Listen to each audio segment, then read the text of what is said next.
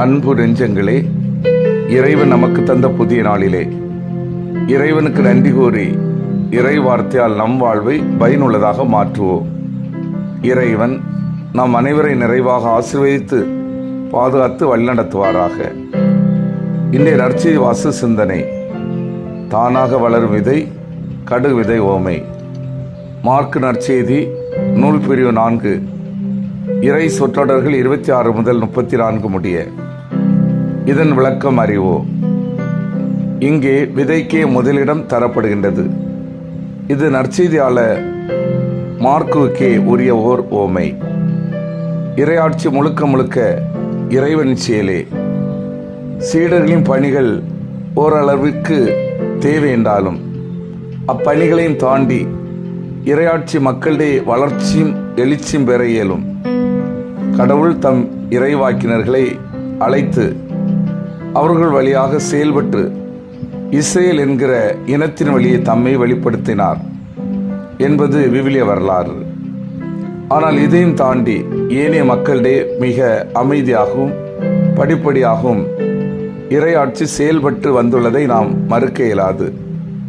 கடுகு விதை, விதையின் மிக சிறிய தன்மையும் இதன் விளைவின் மிக பெரிய தன்மையும் இங்கு ஒப்பிடப்பட்டுள்ளது.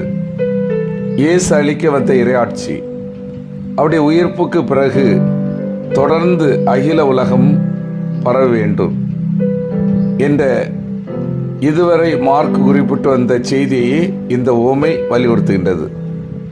மார்க் குறிப்பிடும் கடுகு விதை பாலஸ்தீனாவில் பறந்து விரிந்த பெரும் செடியாக மாறும் ஒரு தன்மை கொண்டது.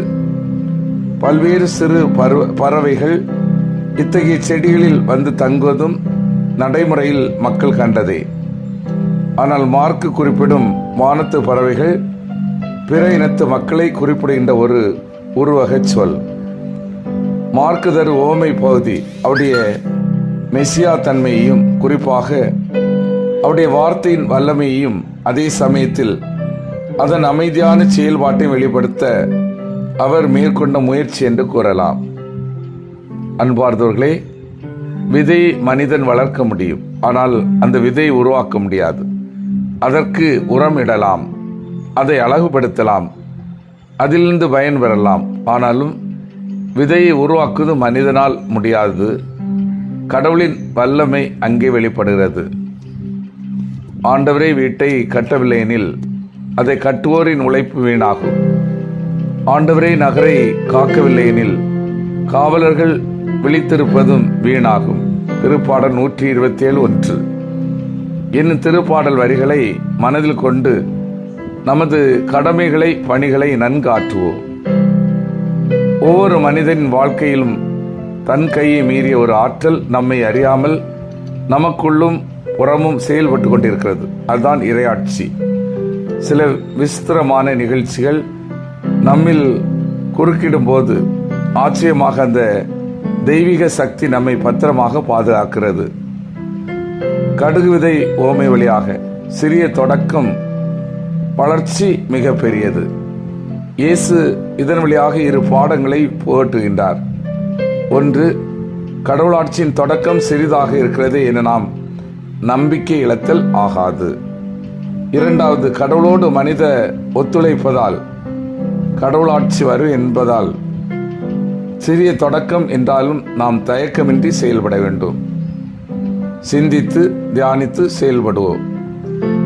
சிறிய நல்ல செயல்கள் இறைவனோடு இணைந்து செய்கின்றேனா?